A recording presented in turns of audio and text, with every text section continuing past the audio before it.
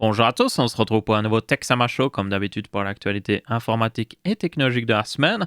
On a pas mal d'actualités cette semaine-ci, notamment le fait que l'Union européenne veut obliger tous les constructeurs de smartphones à utiliser de l'USB type C. Donc on sait tout ce qui est visé par cette loi, hein, c'est Apple, clairement. On a aussi des news au niveau de tout ce qui est Microsoft qui a fait son événement où ils ont présenté les nouvelles Surface Pro 8. Il y a du gros changement par rapport aux anciennes Surface Pro, donc ça c'est plutôt cool à voir. Ainsi qu'un nouvel ordinateur portable de leur part, qui est le Surface Laptop Studio. Vous allez voir, il est... Alors, ce ne sera pas pour tout le monde, mais il est plutôt cool. Moi, il me correspondrait plutôt bien. C'est ce que j'aime assez bien comme, on va dire, appareil. Mais bon. Et on a d'autres news au niveau du PCI Express 5.0, notamment avec des SSD qui peuvent atteindre les 15 oui, ou 14 Go à la seconde. Commençons tout de suite. Avant ça, ce début de vidéo est sponsorisé par Asus et le Asus ROG Claymore 2. Le Claymore 2 est un clavier mécanique haute performance pour les jeux vidéo, mais aussi tout type d'activité sur PC. Il utilise des switches mécaniques optiques de chez Asus qui sont les RX Red, qui offrent les meilleures performances sur le marché. Ils sont extrêmement rapides pour les jeux vidéo. De plus, le Claymore 2 est un clavier mécanique sans fil, c'est-à-dire que vous n'avez pas besoin de le brancher pour l'utiliser, juste un petit récepteur à mettre dans votre PC et vous pouvez l'emporter facilement partout. Et en plus, il a un format très modulaire parce que vous pouvez l'utiliser en mode sans pavé numérique et sans repose-poignet, c'est-à-dire qu'il est très petit, très facile à transporter.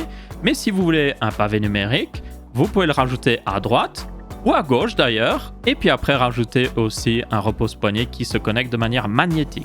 Quand vous devez recharger la batterie, il utilise aussi un port USB type C, donc ça c'est très pratique, pas besoin d'avoir 300 000 câbles. Vous avez aussi un passe-trou d'USB, donc ça c'est si vous branchez par exemple une souris sans fil. Et pour le reste des fonctionnalités, vous avez aussi des touches macro qui sont juste au-dessus du pavé numérique, que vous pouvez mettre à gauche du coup, et c'est plutôt pratique comme ça. Et pour contrôler tout ce qui est en rapport avec le Claymore 2, vous pouvez utiliser Armoury Crate pour changer toutes les touches, mettre des macros, configurer le RGB évidemment, qui est magnifique forcément sur ce clavier. C'est donc de magnifiques fonctionnalités, c'est d'ailleurs pour ça que c'est le clavier que j'utilise personnellement depuis plus d'un mois et que je vais certainement continuer d'utiliser un long moment. Si vous voulez découvrir le ROG Claymore 2, n'hésitez pas à suivre le lien dans la description et encore un grand merci à Asus ROG d'avoir sponsorisé cette vidéo. La première news, c'est évidemment le fait que l'Union européenne veut faire une loi qui oblige les constructeurs de smartphones mobiles à utiliser un port USB type C. Cette loi est clairement dirigée à Apple parce qu'honnêtement, la plupart des autres marques sont passées déjà à l'USB type C. Même des smartphones à 50 € ont l'USB type C maintenant, donc c'est pour dire. Donc, le truc, c'est qu'il y a évidemment beaucoup de débats là-dessus. Il y a toujours un débat aussi au niveau des e-waste, parce que si Apple change maintenant vers l'USB type C, ça veut dire qu'il va y avoir beaucoup d'e-waste, parce que tous les gens qui ont basiquement du Lightning, bon, ils vont pas tous en même temps jeter leur appareil, parce qu'ils ont toujours leur iPhone, mais à fait, ils vont jeter justement leur câble et leur chargeur. Donc il y a un argument là-dessus. Après, est-ce que cet argument est tout à fait valide ? Parce que le truc, c'est que si Apple n'avait pas traîné les pieds dès le début, et surtout, il faut le rappeler, Apple fait partie du consortium USB type C. Hein, ils mettent de l'USB type C sur tous leurs autres appareils, y compris l'iPad, qui est un appareil mobile. Donc, s'ils n'avaient pas traîné le pied et qu'ils avaient directement passé à l'USB type C, il n'y aurait pas tous ces e-waste qui auraient été créés. Donc, là, moi, je dirais que la faute est clairement à Apple ici. Ils auraient dû passer directement à l'USB type C. À chaque fois, ils ont l'argument, oui, on respecte la nature, l'environnement, tout le tralala. Ils font une boîte avec que des trucs recyclables. Ils recyclent l'aluminium, ils recyclent même la plupart des matériaux qu'ils ont dans l'iPhone. Mais à côté de ça, ils font ce genre de choses. Ou alors, ils empêchent de réparer l'iPhone. Donc, moi, je dirais que c'était un petit peu hypocrite. Bref. Dans tous les cas, l'argument principal ici, en faveur de ce changement, c'est évidemment le fait que tout le monde utilisera de l'USB type C, c'est beaucoup plus simple. Le fait qu'il n'y a pas besoin d'avoir deux chargeurs différents, parce qu'actuellement c'est le cas. Hein. Même moi, j'ai un iPhone pour contrôler certaines choses. J'ai deux câbles de chargement. J'ai un USB type C et j'ai un Lightning. Le Lightning ne sert que pour l'iPhone. Et c'est très embêtant. Donc si on pouvait juste avoir un port, ce serait génial. Parce qu'à l'heure actuelle, genre mon casque sans fil USB type C, ma souris USB type C, mon clavier USB type C, mon ordi, le portable, je peux le charger avec l'USB type C. Je peux tout faire avec l'USB type C. Si vous êtes utilisateur Apple, vous pouvez faire la plupart des trucs avec l'USB type C, mais dès que vous arrivez à votre iPhone, c'est plus possible. Donc c'est très ennuyant. Il y a aussi évidemment le fait que Apple, pour information, pourrait contourner cette règle en faisant juste dire « Oh ok, iPhone 14, plus de port de chargement ». Et genre ils font que du chargement sans fil. Il y a de fortes chances, honnêtement, qu'ils le fassent, ça ne m'étonnerait même pas. Le truc, c'est que le chargement sans fil maintenant est devenu suffisamment bon.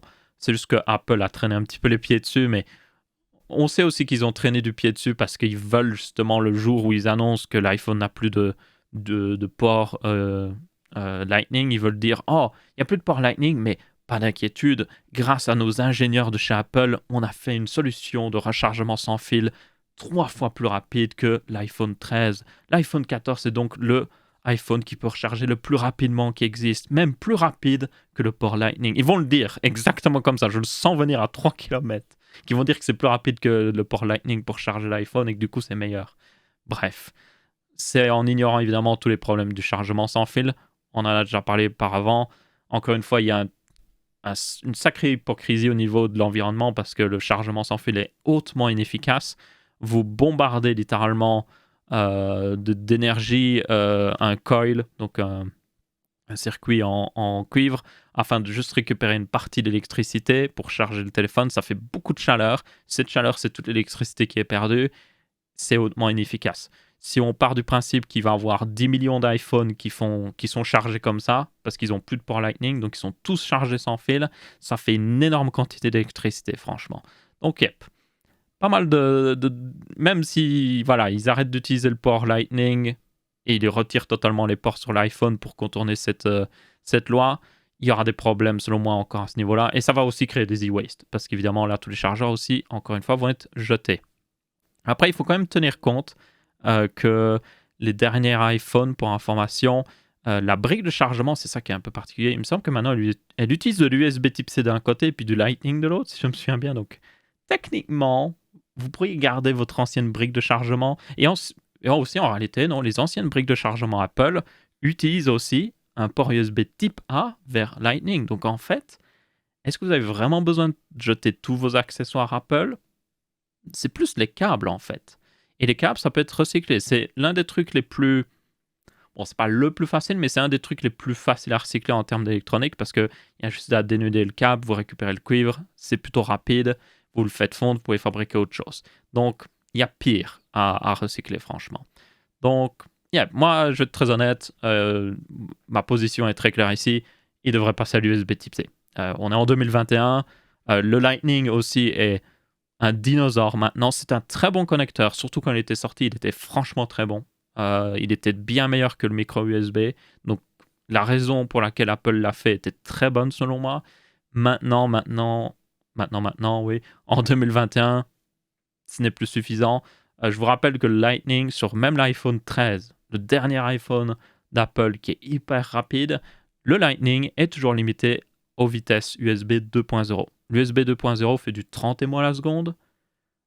C'est, comment dire, très lent. Si c'était une connexion Internet, ce serait pas mal. Mais pour une connexion en fil en 2021, c'est plutôt mauvais. Parce que l'USB type C, pour information, en version 10 Go à la seconde, peut faire du 1200 émo à la seconde. Vous faites 10 Gbps divisé par 8, basiquement. Vous pouvez faire du 1200 émo à la seconde. Et là, il n'y a pas photo, franchement, c'est beaucoup plus rapide. Même s'ils n'ont pas besoin de mettre une aussi grosse vitesse, évidemment, sur un iPhone, mais beaucoup plus rapide.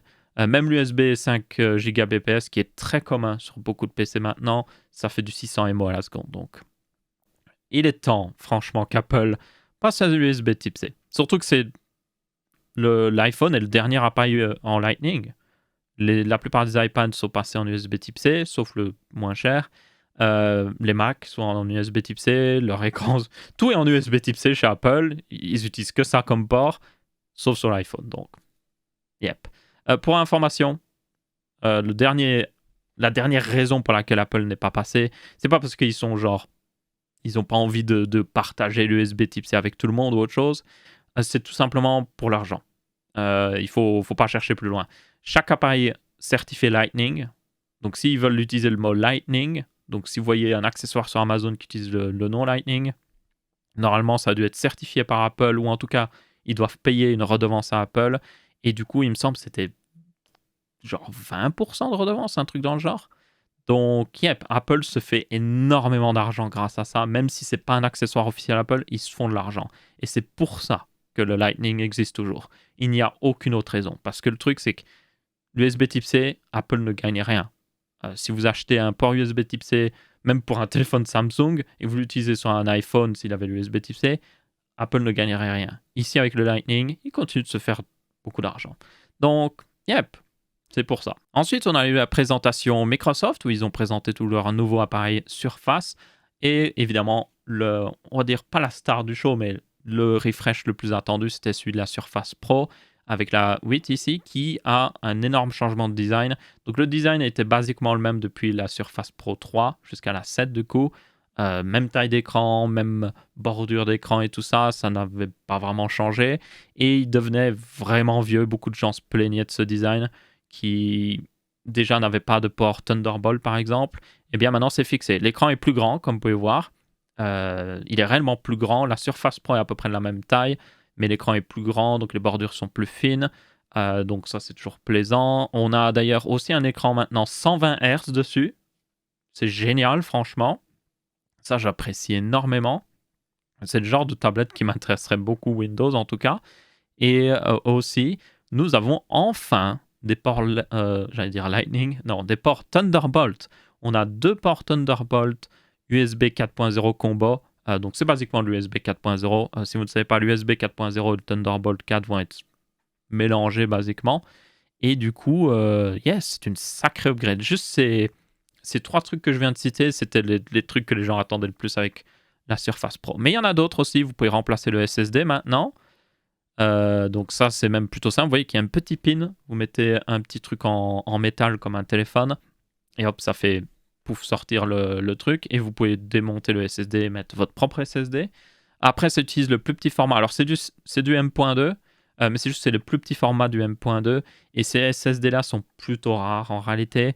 Il n'y a pas beaucoup de choix, ce qui est un petit peu dommage. Mais vous pouvez en trouver et upgrade par vous-même. Donc, si vous voulez économiser de l'argent, et réellement, vous allez économiser de l'argent, vous prenez la version avec le moins de stockage et vous prenez vous-même votre propre SSD. Pour ceux qui se demandent comment je fais, il n'y a plus le système d'exploitation, vous devez utiliser un autre PC à côté avec genre pas des appareils, je veux dire des boîtiers externes, et vous devez copier le contenu du SSD sur l'autre. Donc c'est un petit peu du bricolage si vous voulez upgrade vers un meilleur SSD, mais c'est tout à fait possible. Donc là on voit aussi la tranche avec, comme vous pouvez voir, les 2 ports USB type C, les boutons de volume ici, le bouton Power. Il me semble que ça c'est une fente pour la ventilation. Donc ça c'est important.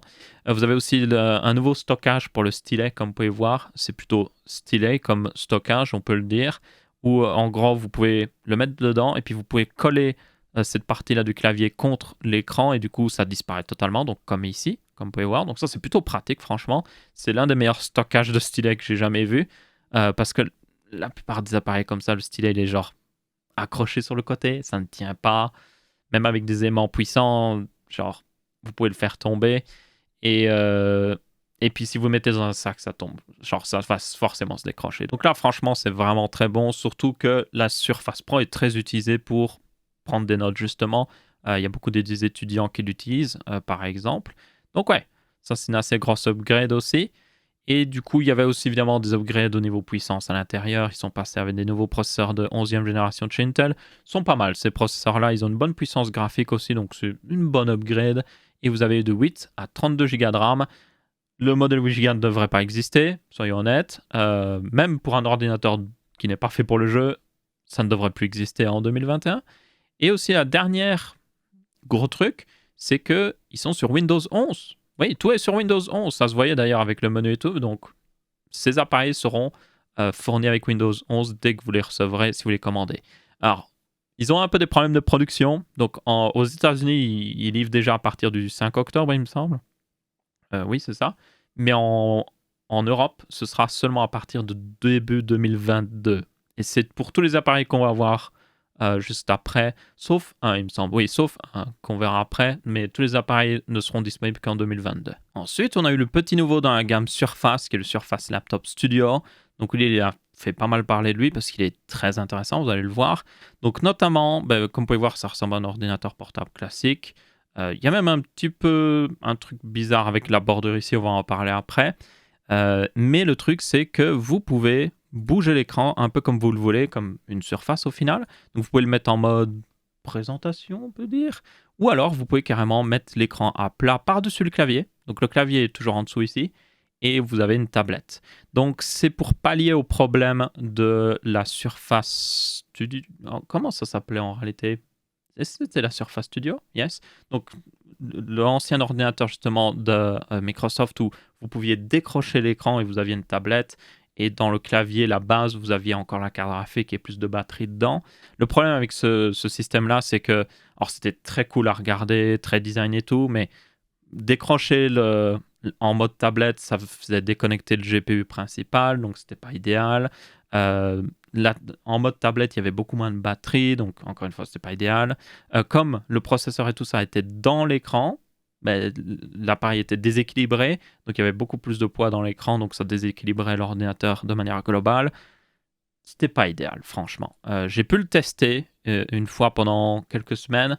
Et je peux vous dire que oui, c'était très joli et tout ça, mais ça coûtait très cher. Et surtout, c'était très bancal. Donc là, on a une solution, franchement, qui est plutôt sympathique, je trouve. Donc, déjà, vous pouvez pas décrocher l'écran. Donc, il n'y a pas de problème de déconnexion de GPU. Ensuite, c'est juste un écran, ça. Donc, il y a plus de problème de déséquilibrage. Tout est dans la base. Et puis, vous avez toujours à peu près toutes les fonctionnalités que vous vouliez. Donc, ce mode de présentation qui est vraiment pas mal. Ou alors, tout simplement, le mode tablette pour vraiment l'utiliser comme une tablette. Alors, évidemment, ce ne sera pas aussi bien qu'une une Surface Pro. C'est pas fait pour remplacer une Surface Pro parce que ça reste beaucoup plus épais et tout. Mais c'est clairement pour quelqu'un qui veut beaucoup de puissance, mais quand même un appareil tactile Windows en fait. Vous pouvez même mettre le stylet en dessous ici avec ce rebord bizarre. Donc vous voyez que il y a vraiment un rebord qui dépasse tout le long. Donc c'est là que je mets le stylet à l'avant. Donc ça permet de le mettre à peu près à l'abri. Donc l'idée n'est pas stupide, mais ça fait un peu particulier. Il y a aussi énormément de ventilation sur tous les côtés. Mais il faut savoir, et c'est très particulier ici, c'est que les radiateurs sont ici.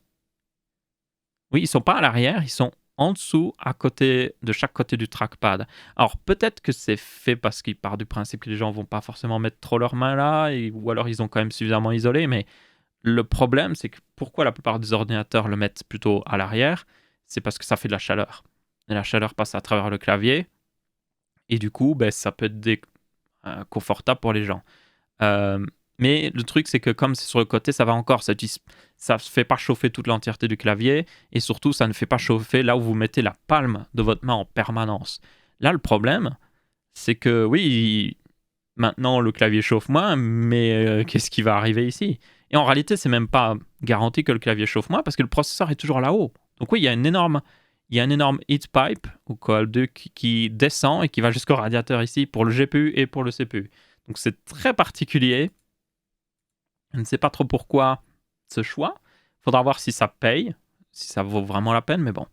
Et sinon, pour le reste, vous avez du 120 Hz comme la Surface Pro. L'écran est assez haute résolution. Il est un peu plus de 14 pouces pour ceux qui se demandent. Et c'est toujours un aspect, genre l'aspect de l'écran, c'est toujours du 3/2. Donc c'est à peu près la même taille enfin c'est à peu près le même aspect qu'une feuille de papier, pour information. Et c'est aussi l'appareil Surface le plus puissant parce que vous avez genre les plus gros processeurs de chez Intel dedans.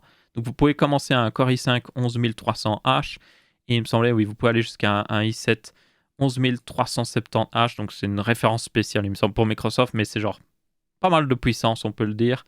Quoique c'est un quad-core. What? Ils ont dit que le processeur pouvait monter jusqu'à 65 watts en boost, donc je pense que ça aurait été mieux d'avoir un Seeker en réalité, surtout s'il peut monter jusqu'à 65 watts, donc c'est un peu particulier. Bon, ça reste suffisamment de puissance pour ce que les gens vont faire avec un tel appareil, mais bon. Et vous avez aussi une RTX 3050 Ti. C'est clairement pas la meilleure carte graphique qui existe, on va être honnête. La raison pour laquelle ils l'ont mis, c'est qu'elle consomme pas trop. Il me semble que c'est un modèle 50 watts, donc vous attendez pas à faire des méga parties de jeux en méga haute résolution ou autre chose. Ce sera pas le cas. Donc ouais. Et apparemment, la base de ce modèle a 16 Go de RAM directement, donc ça c'est plutôt une bonne nouvelle. Il me semble qu'il était vendu 1600 $. Ça reste beaucoup d'argent, surtout que c'est le modèle de base, donc ça reste cher. Mais en même temps, le truc c'est que il n'y a rien d'autre qui existe comme ça. Genre, il n'y a rien d'autre qui existe comme ça. Le seul truc qui existe comme ça, c'est ce petit gars-là qui est le ROG X-Flow, que j'ai acheté par moi-même. C'est pas une pub pour Asus, je tiens à le préciser. Et en gros, vous avez un ordinateur classique, comme vous pouvez voir, mais vous avez un écran tactile ici, et surtout, vous pouvez le retourner entièrement et faire une tablette avec. Et pourquoi je dis que c'est similaire, c'est parce que vous avez à peu près les mêmes fonctionnalités qu'on a vues là. Vous pourriez même utiliser un stylet dessus, mais à mon avis, c'est pas aussi bon quand même que la Surface. Mais si c'est juste pour prendre des notes, ça suffirait. Et surtout, vous avez beaucoup plus de puissance là-dedans. Donc là, il y a un processeur Weaker. Il y a un 5800 HS dans celui-là, en particulier 16 Go de RAM et une GTX 1650. Super, il me semble, ou c'est non super, je ne sais même plus. C'est beaucoup de puissance pour quelque chose de très fin. Et ensuite, Microsoft a montré sa Surface Go 3, qui est un refresh de la Go 2, ça semble logique. Donc c'est une version moins chère de la Surface Pro, avec un plus petit écran, 10 et des pouces. Et ils ont un peu upgrade la puissance intérieure, mais là, vous n'avez pas une aussi grosse upgrade que sur la Surface Pro 8 ici, forcément. Et le souci toujours le plus ridicule avec cette Surface Go 3, c'est que vous avez les specs minimum, qui est un dual-core Pentium Gold 6500Y. C'est un dual-core, du coup, avec 4 Go de RAM. C'est le strict minimum pour Windows 11. Et Windows 11 vient avec cette tablette. Donc, c'est juste pour vous dire, vraiment là, Microsoft est en mode, OK, on va mettre le strict minimum. Donc, oui, elle n'est pas chère, mais le problème, c'est que le modèle le moins cher, c'est le modèle qui est vraiment pas très puissant. Donc, si vous devez prendre le meilleur modèle avec un Core i3, vous allez vite vous retrouver à 600-700 euros. C'est juste pour vous dire. Alors que le modèle de base, lui, coûte 400 et des euros. Il est intéressant à 400 euros, mais il manque de puissance. Mais si vous voulez passer à la plus haute puissance, vous déboursez de trop. Parce que 600 ou 700 euros même, c'est le prix d'une Surface Pro que vous pouvez avoir en promotion. Surface promotion, oui, c'est un peu ça en quelque sorte. Surtout que la Surface Pro 7, il y a encore des stocks, donc ils vont vouloir vider les stocks d'ici à ce que la Surface Pro 8 arrive. Et comme il y a une énorme upgrade pour la Surface Pro 8, personne ne va vouloir la 7 forcément, ça semble logique, donc ils vont devoir la mettre moins cher. Donc ça ne m'étonnerait pas qu'on voit des modèles Core i5 à 700 euros. Donc je le dis, ne prenez jamais la Surface Go 3, à part si vous pouvez vous contenter du modèle de base qui coûte 400 euros. La Surface Go existe vraiment pour les écoles. C'est la réponse de Microsoft face au Chromebook qui coûte pas cher. Ils voulaient quelque chose qu'ils peuvent vendre aux écoles. Ils doivent, à mon avis, le vendre en prix de gros aux écoles pour vraiment pas cher. C'est sûr et certain pour essayer de concurrencer les Chromebooks. Donc, à mon avis, ils les vendent vraiment le strict minimum qu'ils peuvent. Et ils espèrent comme ça pouvoir garder les écoles et concurrencer justement les Chromebooks, parce que les Chromebooks sont très populaires, franchement, surtout aux États-Unis dans les écoles. Donc ouais, ça m'étonne pas. Donc c'est pour ça que je dis, c'est pas vraiment un appareil selon moi qui est fait pour les particuliers, mais ils le vendent quand même aux particuliers, donc c'est assez particulier, oui, on peut le dire. Et enfin, ils ont montré leur Surface Duo 2, qui est évidemment leur smartphone pliable avec 2 écrans. C'est pas un écran pliable, donc vous avez 2 écrans. Et c'est une évolution de la Surface Duo 1 qui, elle, n'a pas été très intéressante. Elle était sortie à 1200 $, je sais plus. Elle a vite chuté pour information. Maintenant, vous pouvez l'acheter pour 400 $, à tel point que personne ne la veut, c'est juste pour vous dire. Surtout que les specs, quand elle est sortie, étaient dépassés. Elle avait un Snapdragon 855+, et c'était l'année dernière. Hein. Donc, c'était pas si longtemps que ça. C'était l'année du Snapdragon 865. Donc, c'était un petit peu particulier. Et du coup, là, ils ont fait des gros upgrades, franchement. Donc, déjà, vous avez un meilleur module caméra qui dépasse d'ailleurs. Donc, c'est un petit peu bizarre. Vous avez aussi un Snapdragon 888, donc là c'est une très grosse upgrade en termes de puissance. Ils ont ils ont augmenté la taille de la batterie qui est de 4500 mAh pratiquement. Après, avec 2 écrans, ça consomme quand même pas mal, donc ne vous attendez pas non plus à une énorme upgrade en termes de durée de vie par rapport à d'autres smartphones similaires, mais bon. Mais par contre, ils ont augmenté le prix. Donc maintenant, il coûte 1500 $. Donc, je sais pas ce que Microsoft pense avec cet appareil. Genre, qui va regarder ça et se dire « Ah ouais, carrément, je vais l'acheter ». Il n'y a aucune raison de l'acheter, selon moi. Alors oui, il y a certaines personnes qui ont absolument besoin de 2 écrans sur un téléphone, mais je pense qu'il n'y en a pas beaucoup, franchement, des gens comme ça. Et bon, les téléphones, c'est un avantage par rapport aux téléphones pliables classiques, c'est que c'est des écrans verts, donc vous pouvez pas les griffer facilement. Vous pourriez même mettre une protection en verre trempé là-dessus, ça marcherait. Et du coup, vous avez quelque chose de très durable, on peut le dire. Mais bon, je pense que le format n'est pas idéal. Il y avait beaucoup de bugs sur la Surface Duo 1 qui avait des bugs logiciels notamment, donc je m'attends pas non plus à quelque chose de formidable avec celle-là. C'est un magnifique appareil, franchement. Ils disent que tous les gens qui ont testé la charnière apparemment est vraiment très bonne et tout, mais c'est juste trop cher, quoi. $1 400, $1 499, $1 500.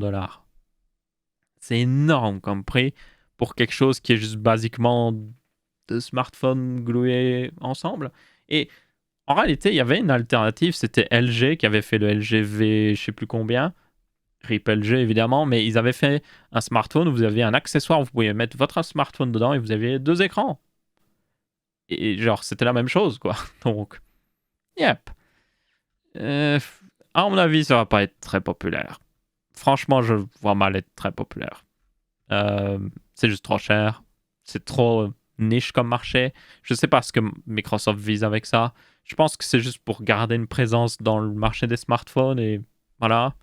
Ou peut-être ils testent des choses et puis plus tard ils arriveront à faire quelque chose d'intéressant, mais en attendant, c'est juste pas intéressant selon moi. Ensuite, on passe à des news un petit peu hardware, totalement différentes ici avec notamment Kioxia qui a montré un SSD PCI Express 5.0 qui atteignait des vitesses de 14 gigabytes à la seconde.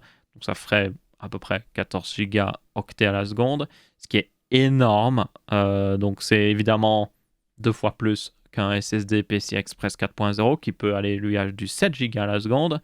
Et et là, c'est aussi 4 fois plus qu'un SSD PCI Express 3.0 qui faisait du 3,5 Go à la seconde. Est-ce que c'est utile pour vous? Non, totalement pas. Il n'y a aucun intérêt, même à mon avis dans le futur, il n'y aura aucun intérêt pour quelqu'un d'acheter un tel SSD. Même quand les jeux tireront pleinement parti des SSD, à cause du fait que vous avez évidemment des SSD rapides dans la PlayStation 5 et la Xbox Series X. Même quand on sera à ce moment-là, le truc c'est que les SSD des PlayStation 5 et Xbox Series X peuvent faire du... Alors la PS5 peut faire du 8 Go à la seconde en compressé, il faut le savoir, ce qui est déjà très bien, mais c'est pas 14 Go à la seconde, donc yep. Et aussi ce SSD est fait pour le domaine de l'entreprise. Donc, c'est pas comme si vous alliez l'acheter. Surtout, il va coûter la peau des fesses. Et il vous faut une plateforme qui supporte le PCI Express 5.0. Ça semble logique aussi à dire. Vous pouvez juste pas prendre ça et être en mode « Oh, je vais le mettre dans mon vieux PC, là, ça va totalement marcher. » Non, il vous faut une carte mère et un processeur compatible PCI Express 5.0, sinon ça ne sert à rien. Et du coup, voilà, c'était juste le truc en mode... c'était le kikiometer de la semaine, la news kikiometer, genre qui a la plus grosse. Eh bien, c'est Kioxia pour le moment, je suppose. Ensuite, une petite news très rapide sur AMD qui a eu un petit peu des leaks, comme ces derniers temps, de toute manière, au niveau de leur prochain processeur EPYC. Donc, ce sont les processeurs de serveur ici. Vous avez toujours les Threadripper qui doivent bientôt arriver. Il y a eu notamment des refreshs au niveau de certaines cartes mères, donc ça arrive. Je ne sais pas exactement quand, mais ça arrive. Et du coup, là, on a eu des leaks sur Milan X, qui est leur prochaine évolution de processeur de serveur, comme j'ai dit. Et la grosse nouveauté ici, c'est au niveau du cache. Donc, lors d'une précédente news, on avait parlé du fait que AMD avait montré un 5900X avec un cache stacké par-dessus le processeur. Et du coup, ce cache de niveau L3 offrait beaucoup plus de performance dans pas mal d'applications parce que du coup, beaucoup plus de choses pouvaient être stockées sur le cache plutôt qu'en RAM. Donc, c'est forcément beaucoup plus rapide. Cette mémoire cache est extrêmement rapide. Et du coup là, c'est la même technologie, mais utilisée vraiment maintenant pour un vrai produit qui va sortir. Et du coup là, on aurait 768 mégabytes de cache L3. 768. C'est pratiquement 1 giga de cache L3. C'est énorme. Et ce serait sur évidemment des 64 cœurs. Et je finis sur Twitter. C'est génial. Et du coup, avec une vitesse de base pour le 64 cœurs de 2,2 GHz, un boost de 3,5 GHz et un TDP de 280 watts. Bonjour les watts. Donc ouais. Et ce cache stacké, vous l'avez sur tous les autres EPYC évidemment. Donc yep. Donc vous avez il faut le savoir, c'est le cache du processeur. Donc il me semble qu'ils en ont... C'était marqué, donc ils en ont... voilà, ils ont 32 MO de cache pour chaque module. Il y a 8 modules, avec 8 cœurs à chaque fois, 8 x 8, 64, hein, mathématiques. Et vous avez, du coup, sur chacun de ces modules, un ajout de 64 MO de cache, Vcache comme il appelle. Et donc ça arrive à 768. Voilà, mathématiques, c'est génial. Donc ouais, ça c'est très cool à voir parce que, bon, ça va pas augmenter les performances dans toutes les tâches non plus, mais comme on l'avait vu dans la présentation d'AMD, ça augmentait même les performances dans les jeux vidéo. Et du coup, ben, s'ils le testent sur leur processeur de serveur maintenant, c'est pour l'utiliser plus tard sur des processeurs grand public. Donc, il y a de fortes chances que les prochains processeurs Ryzen, dès l'année prochaine, puissent utiliser cette technologie, tout simplement. Surtout si c'est efficace au niveau de la fabrication, ce serait fort probable qu'ils le fassent. Et ça nous donnerait encore un gain de performance en plus il faut le savoir, c'est ça aussi qui est le plus intéressant, c'est que ils gagnent des performances grâce à ça, mais ils vont aussi gagner des performances par rapport au fait qu'ils vont utiliser la DDR5, et aussi ils vont gagner des performances par rapport au fait qu'ils ont une nouvelle architecture. Donc ça va faire plus, et ça devrait donner franchement quelque chose de très intéressant. J'ai hâte de voir ça. Pour les prochains processeurs Ryzen, c'est pas avant l'année prochaine, donc il va falloir prendre notre mal en patience. Et enfin, la dernière news concerne la Chine, qui a décidé de bannir totalement les transactions de cryptocurrency, donc totalement dans toute la Chine, afin d'éviter, comme ils le disent, un risque. Je ne sais pas trop ce que c'est ce risque. Peut-être que ce risque, c'est qu'ils ne peuvent pas contrôler les gens, ça doit être plutôt ça. Et la Chine aime beaucoup contrôler les gens, ça c'est sûr. Et du coup, alors, il y a eu déjà une news par le passé, vous ne rêvez pas, on avait eu une news, voilà, quelques mois où la Chine avait banni dans certaines régions de Chine le minage de cryptocurrency parce que ça posait des problèmes de consommation électrique. Ici, c'est une autre chose. Donc là, c'est un ban total des cryptocurrency. Et donc, apparemment, le Bitcoin a fait une chute après ça. Alors, le prix reste potable selon moi. Donc, et je vois mal ça non plus totalement foutre en l'air le Bitcoin, il faut être honnête. Le marché est beaucoup trop grand maintenant. Même si la Chine est un énorme marché, ça ne suffira pas à foutre en l'air justement le vent qu'a dans les voiles le Bitcoin. Mais ça le ralentira un petit peu, ça c'est sûr, pendant quelques mois, peut-être le temps que ça rebondisse. Donc, c'est assez étonnant parce que on a beaucoup de news ces derniers temps, comme quoi tel pays a décidé d'accepter les cryptocurrencies et tout ça. Et puis vous avez la Chine qui est juste en mode, oh, on va faire le contraire. Allez, on revient en arrière, no, c'est génial. Donc, que pensez-vous de ça? Je ne suis pas personnellement un grand fan de cryptocurrency, mais j'aime bien suivre le sujet. Mais même personnellement, même moi qui aime pas trop les cryptocurrencies, je suis en mode, voilà, je n'apprécie pas forcément plus que ça cette décision. Évidemment, certaines personnes vont dire, oh, génial, moins de cryptocurrency, on va avoir des cartes graphiques. Ne vous attendez pas, n'espérez pas trop, franchement. Ouais. Le problème avec les cartes graphiques reste beaucoup la production, donc tant que ça, c'est pas fixé, vous n'aurez pas de carte graphique. Et du coup, c'est à peu près tout pour ce Texamash aussi. J'espère que vous avez bien apprécié. Si c'est le cas, vous pouvez laisser votre avis, que ce soit en pouce bleu, pouce rouge ou en commentaire. On se retrouvera pour une prochaine vidéo et je vous dis ciao, ciao.